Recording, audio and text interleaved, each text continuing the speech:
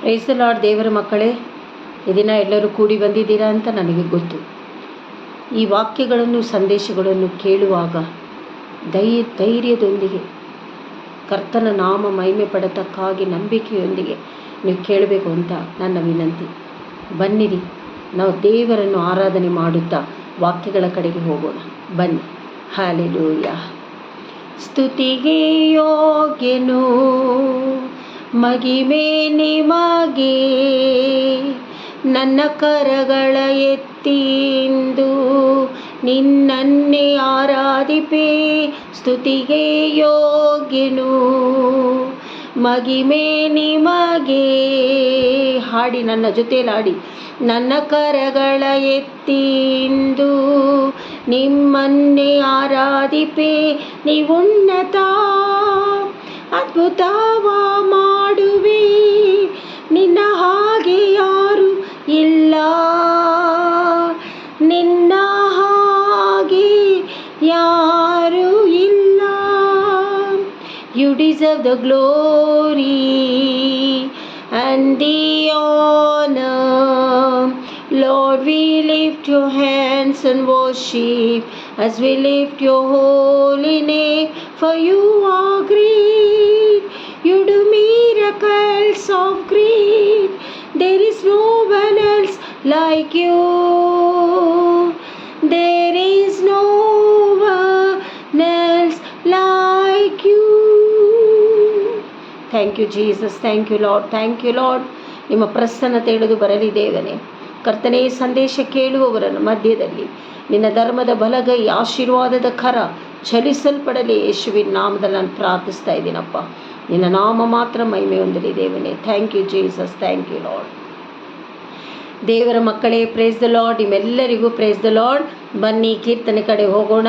ಕೀರ್ತನೆಯ ಭಾಗ 109:5 ಹೇಳಿರುವ ಪ್ರಕಾರವಾಗಿ ದಾವೀದನು ಯಾವ ರೀತಿ ಮಾತನಾಡ್ತಾ ಇದ್ದಾರೆ ಅಂತ. ದಾವೀದನು ನಿಮ್ಮೆಲ್ಲರಿಗೆ ಗೊತ್ತಿದೆ, ಕುರಿಗಳನ್ನು ಮೇಯಿಸ್ತಾ ಇದ್ದ ದಾವೀದನನ್ನು ಅಭಿಷೇಕದಲ್ಲಿ ತುಂಬಿಸಿ ಯಾವ ರೀತಿಯಲ್ಲಿ ಕರೆದುಕೊಂಡು ಬಂದನು ಎಂಥ ವಾಕ್ಯಗಳ ಪ್ರಕಾರವಾಗಿ ನಿಮಗೆ ನಾನು ಹಂಚಿದ್ದೇನೆ.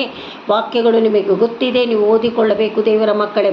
ಈ ದಿನಕ್ಕಾಗಿ ತೆಗೆದುಕೊಂಡಿರುವಂಥ ವಾಕ್ಯ, ದಾವೀದನು ದೇವರ ಹತ್ರ ಮಾತಾಡ್ತಾ ಇರೋದು ಯಾವ ರೀತಿಯಲ್ಲಿ ದಾವೀದನು ಮಾತಾಡ್ತಾ ಇದ್ದಾರೆ ಅಂತ ನಾವು ಓದಿಕೊಳ್ಳೋಣ.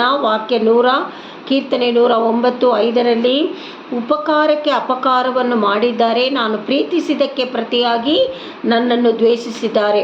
ನೋಡಿ, ದಾವೀದನು ಹೇಳ್ತಾ ಇರೋದು, ನಾನು ಮಾಡ್ತಾ ಇದ್ದೀನಿ ಉಪಕಾರ ದೇವರೇ, ಆದರೆ ನನಗೆ ಅಪಕಾರ ಮಾಡ್ತಾ ಇದ್ದಾರೆ, ನನ್ನನ್ನು ದ್ವೇಷಿಸ್ತಾ ಇದ್ದಾರೆ ಅಂತ ದಾವೀದನು ಹೇಳ್ತಾ ಇರೋದು, ದೇವರ ಹತ್ರ ಮಾತಾಡ್ತಾ ಇರೋದು. ಹಾಗಾದರೆ ದೇವರ ಮಕ್ಕಳೇ, ಈ ದಿನಗಳಲ್ಲಿ ನೀವು ಒಳ್ಳೆಯದು ಮಾಡ್ತಾಯಿದ್ರು, ನಿಮ್ಮನ ಮೇಲೆ ಕ್ರೋಧ ಕೋಪ ಇರುವವರು ಮಧ್ಯದಲ್ಲಿ ನೀವು ಇರ್ಬೋದು. ಅಂಥವರ ಮಧ್ಯದಲ್ಲಿ ದೇವರು ಈ ರೀತಿ, ಅಂಥವರ ಮಧ್ಯದಲ್ಲಿ ನಿಮಗೆ ಯಾವ ರೀತಿ ದೇವರು ಬ್ಲೆಸ್ಸಿಂಗ್ ಮಾಡ್ತಾ ಇದ್ದಾರೆ, ಯಾವ ರೀತಿ ಧೈರ್ಯ ಪಡಿಸ್ತಾ ಇದ್ದಾರೆ ಅನ್ನುವುದೇ ಈ ದಿನದ ವಾಕ್ಯ. ಬನ್ನಿ ನೋಡೋಣ. ಯಾಜಕಕಾಂಡ 26:30 ಹೇಳ್ತಾ ಇರೋದು, ನೀವು ನನ್ನ ನಿಯಮಗಳನ್ನು ಕೈಗೊಂಡು ನನ್ನ ಆಜ್ಞೆಗಳನ್ನು ಅನುಸರಿಸಿ ನಡೆದರೆ. ವಾಕ್ಯಗಳನ್ನು ಬರೆದಿಟ್ಕೊಳ್ರಿ, ಓದಬೇಕು ನೀವು ನನ್ನ ನಿಯಮಗಳನ್ನು. ಯಾವುದರಲ್ಲಿ? ಯಾಜಕಕಾಂಡ 26:3 ನೀವು ನನ್ನ ನಿಯಮಗಳನ್ನು ಕೈಗೊಂಡು ನನ್ನ ಆಜ್ಞೆಗಳನ್ನು ಅನುಸರಿಸಿ ನಡೆದರೆ ನಾನು ಮುಂಗಾರು ಹಿಂಗಾರು ಮಳೆಗಳನ್ನು ಆಯಾ ಕಾಲದಲ್ಲಿ ಬರಮಾಡುವೆನು. ನೋಡಿ ದೇವರ ಮಕ್ಕಳೇ, ನೀವಿರುವ ಪಟ್ಟಣದಲ್ಲಿ, ದೇಶಗಳಲ್ಲಿ ಮಳೆ ಇಲ್ಲವಾ? ಬೆಳೆಗಳಿಲ್ಲವಾ? ಒಣಗಿ ಹೋಗ್ತಾ ಇದೆಯಾ? ನಿಮ್ಮ ಪರಿಸ್ಥಿತಿ ಒಣಗಿ ಹೋಗ್ತಾ ಇದೆಯಾ? ದೇವರಲ್ಲಿ ಮಾತಾಡ್ತಾ ಇದ್ದಾರೆ, ನನ್ನ ನಿಯಮಗಳನ್ನು ನೀವು ಕೈಗೊಂಡು ನಡೆದರೆ ನಿಮ್ಮ ದೇಶಗಳಲ್ಲಿ, ನಿಮ್ಮಲ್ಲಿ ಮುಂಗಾರು ಹಿಂಗಾರು ಮಳೆಗಳನ್ನು ನಾನು ಬರಮಾಡ್ತೀನಿ ಅಂತ ದೇವರು ಮಾತಾಡ್ತಾ ಇದ್ದಾರೆ. ಹಂಗಂದ್ರೆ ಏನು ಅರ್ಥ ದೇವರ ಮಕ್ಕಳೇ? ನಿಮ್ಮನ್ನು ಆಶೀರ್ವದಿಸ್ತಾ ಇದ್ದೀನಿ. ನಿಮಗೆ ಮಳೆ ಇಲ್ಲದೆ ತುಂಬ ಬಿಸಿಲಾಗಿದೆಯಾ? ನಿಮ್ಮ ದೇಶಕ್ಕೂ ನಾನು ಮಳೆ ಬರಿಸಲು ಶಕ್ತನಾಗಿದ್ದೇನೆ.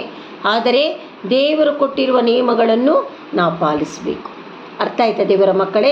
ನೀವು ನಿಯಮಗಳು ಏನು ಸಿಸ್ಟರ್ ಅಂತ ಕೇಳಬಹುದು. ಅರ್ಥ ಆಯ್ತಾ? ಪ್ರಕಟಣೆ ಪುಸ್ತಕದಲ್ಲಿ ನೀವು ಓದಿದ್ರೆ ನಿಮಗೆ ಗೊತ್ತಾಗುತ್ತದೆ. ಹಾಗಾದರೆ ಬನ್ನಿ ಇನ್ನೊಂದು ವಾಕ್ಯ ಕಡೆಗೆ ಹೋಗೋಣ. ಧರ್ಮೋಪದೇಶ ಕಾಂಡ 21:1-14 ಹೇಳಲ್ಪಟ್ಟಂಥ ವಾಕ್ಯದಲ್ಲಿ ಒಂದು ವಾಕ್ಯವನ್ನು ನಾನು ತೆಗೆದುಕೊಂಡು ಓದುತ್ತೇನೆ. 1-14 ಯಾವ ರೀತಿ ದೇವರು ನಮ್ಮನ್ನು ಬ್ಲೆಸ್ ಮಾಡ್ತಾರೆ. ಯಾವ ರೀತಿ ನಮ್ಮನ್ನು ಆಶೀರ್ವದಿಸ್ತಾರೆ ಅಂತ ನೀವು ಓದಿಕೊಳ್ಳಬೇಕು ದೇವರ ಮಕ್ಕಳೇ. ಅದೇ ರೀತಿಯಲ್ಲಿ ದೇವರ ನಿಯಮಗಳನ್ನು ನಾವು ಪಾಲಿಸ್ತಾ ಹೋದರೆ ಈ ಆಶೀರ್ವಾದವೆಲ್ಲ ನಮಗೆ ದೊರಕುತ್ತದೆ. ಇದರಲ್ಲಿ ಏನಿರುವ ಆಶೀರ್ವಾದ ಯಾವುದೆಂದರೆ, ಒಂದು ವಾಕ್ಯವನ್ನು ನಿಮ್ಮ ಕಡೆಯಲ್ಲಿ ನಾನು ಓದ್ತಾ ಇದ್ದೀನಿ. ನೀವು ಅನೇಕ ಜನಗಳಿಗೆ ಸಾಲ ಕೊಡುವಿರೇ ಹೊರತು ಸಾಲ ತೆಗೆದುಕೊಳ್ಳುವುದಿಲ್ಲ. ನೀವು ಎಲ್ಲರಿಗಿಂತಲೂ ಮೇಲವನಾಗಿರುವಿರೇ ಹೊರತು ಕೆಳಗಿನವರಾಗಿರುವುದಿಲ್ಲ. ನೋಡಿ, ನೀವು ಸಾಲ ತೆಗೆದುಕೊಳ್ಳೋದಿಲ್ಲ, ಸಾಲ ಕೊಡುವವರನ್ನಾಗಿ ದೇವರು ಮಾಡ್ತಾರಂತೆ. ನೀವು ಬೇರೆ ಜನಗಳ ಮಧ್ಯದಲ್ಲಿ ಕೆಳಗಿನವರಲ್ಲ, ಮೇಲಿನವರಾಗಿ ದೇವರು ಮಾಡ್ತೀನಿ ಅಂತ ದೇವರಿನ್ನು ಮಾತಾಡ್ತಾ ಇದ್ದಾರೆ. ಅಷ್ಟು ಮಾತ್ರ ಅಲ್ಲ ದೇವರ ಮಕ್ಕಳೇ, ನಿಮ್ಮ ಬೆಳೆಗಳು, ನಿಮ್ಮ ಉದ್ಯೋಗ ಸ್ಥಳದಲ್ಲಿ ನಿಮ್ಮನ್ನು ದೇವರು ಆಶೀರ್ವದಿಸ್ತೀನಿ ಅಂತ ದೇವರ ವಾಕ್ಯಗಳಲ್ಲಿ ಹೇಳಲ್ಪಟ್ಟಿದ್ದಾರೆ. ಧರ್ಮೋಪದೇಶ ಕಾಂಡ 28:1-14 ನೀವು ಓದಿದರೆ ಆಶೀರ್ವಾದವನ್ನು ನೀವು ಹೊಂದಿಕೊಳ್ತೀರಾ ದೇವರ ಮಕ್ಕಳೇ. ಅರ್ಥ ಆಯ್ತಾ? ದೇವರ ನಿಯಮಗಳನ್ನು ಪಾಲಿಸುವವರಿಗೆ ಇದು ಅನ್ವಯಿಸುತ್ತದೆ. ಅರ್ಥ ಆಯ್ತಾ ದೇವರ ಮಕ್ಕಳೇ? ಹಾಗಾದರೆ ಕೊನೆಯದಾಗಿ ಕೀರ್ತನೆಯಲ್ಲಿ ದೇವರು ಏನು ಮಾತಾಡ್ತಾ ಇದ್ದಾರೆ ದಾವೀದನು ಅಂತ ನೋಡಿಕೊಳ್ಳೋಣವೇ. 109:31 ಅರ್ಥ ಆಯ್ತಾ? ಆತನು ದೀನನ ಬಲಗಡೆಯಲ್ಲಿ ನಿಂತುಕೊಂಡು ಪ್ರಾಣ ಶಿಕ್ಷೆ ವಿಧಿಸುವವರ ಕೈಯಿಂದ ತಪ್ಪಿಸಿ ರಕ್ಷಿಸುವನು. ನೋಡಿ, ಕೆಲವೊಂದು ಸಂದರ್ಭಗಳಲ್ಲಿ ನಿಮ್ಮ ಬಲಗಡೆಯಲ್ಲಿ ದೇವರು ನಿಂತ್ಕೊಳ್ತಾರೆ. ನಿಮ್ಮನ್ನು ಉಪದ್ರವಪಡಿಸುವವರು ನಿಮ್ಮನ್ನು ಸಾಯುವ ಪರಿಸ್ಥಿತಿನಲ್ಲಿ ಇರುವಾಗ ದೇವರು ನಿಮ್ಮನ್ನು ಏನು ಮಾಡ್ತಾರಂತೆ, ಅವರ ಕೈಯಿಂದ, ಯಾರ ಕೈಯಿಂದ? ಮನುಷ್ಯರ ಕೈಯಿಂದ, ದುರಾತ್ಮನ ಕೈಯಿಂದ ನಿಮ್ಮನ್ನು ತಪ್ಪಿಸ್ತೀನಿ ಅಂತ ದೇವರೇನು ಮಾತಾಡ್ತಾ ಇದ್ದಾರೆ. ನೀವು ನಂಬಬೇಕು ದೇವರ ಮಕ್ಕಳೇ. ಅರ್ಥ ಆಯ್ತಾ? ಈ ವಾಕ್ಯಗಳು ಜೀವವುಳ್ಳ ವಾಕ್ಯಗಳು.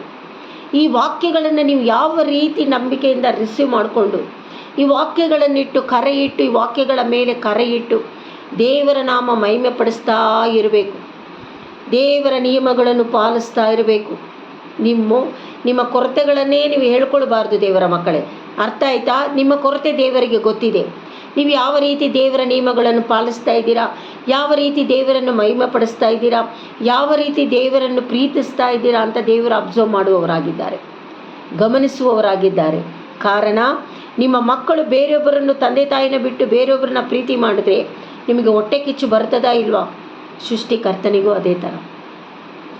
ದೇವರೇ ಜಲಸಿ ಗಾಡ್ ಅಂತ ದೇವರು ವಾಕ್ಯದಲ್ಲಿ ಕೊಟ್ಟಿದ್ದಾರೆ. ನಮ್ಮನ್ನು ಪ್ರೀತಿ ಮಾಡುವ ದೇವರು. ನಾವು ಮೊದಲ ಸನ್ಮಾನ ಯಾರಿಗೆ ಕೊಡಬೇಕು? ದೇವರಿಗೆ. ದೇವರನ್ನು ಪ್ರೀತಿ ಮಾಡಿನೇ ಆಮೇಲೆ ಮೆಕ್ಕಿದ್ದಲ್ಲ.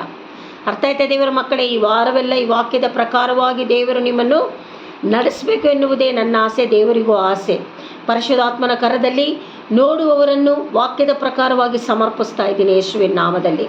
ನಿಮ್ಮೆಲ್ಲರನ್ನು ಪರಿಶುದ್ಧಾತ್ಮನು ಕೈ ಹಿಡಿದು ನಡೆಸಲಿ. ಈ ವಾರವೆಲ್ಲ ದೂತರುಗಳು ನಿಮಗೆ ಕಾವಲಾಗಿರಲಿ ಎಂದು ತಂದೆ ಮಗ ಪರಿಶುದ್ಧಾತ್ಮನ ನಾಮವನ್ನು ಘನಪಡಿಸುತ್ತಾ ನಿಮ್ಮೆಲ್ಲರನ್ನು ಆಶೀರ್ವದಿಸ್ತಾ ಇದ್ದೀನಿ. ಕೊನೆಯದಾಗ ಆತನನ್ನು ಮಹಿಮೆ ಪಡಿಸೋಣ. ಎಲ್ಲ ಕಾಲದಳು ಎಲ್ಲ ವೇಳೆಯೊಳು ರಕ್ಷಕ ನಿನ್ನನ್ನೇ ಸ್ತುತಿಪೇ, ಯೇಸುವೇ ನಿನ್ನನ್ನೇ ಸ್ತುತಿಪೇ, ಎಲ್ಲ ವೇಳೆಯೊಳು ಸ್ತುತಿಪೇ. ಕರ್ತನನ್ನು ಈ ರೀತಿಯಾಗಿ ಮಹಿಮೆ ಪಡಿಸಬೇಕು ಅಂತ ನಾನು ನಿಮ್ಮಲ್ಲಿ ಕೋರ್ತಾ ಇದ್ದೀನಿ. ದೇವರ ನಾಮ ಮಹಿಮೆ ಹೊಂದಲಿ. ನಿಮ್ಮೆಲ್ಲರನ್ನು ಆಶೀರ್ವದಿಸ್ತಾ ಇದ್ದೀನಿ. ಥ್ಯಾಂಕ್ ಯು ದೇವರ ಮಕ್ಕಳೇ.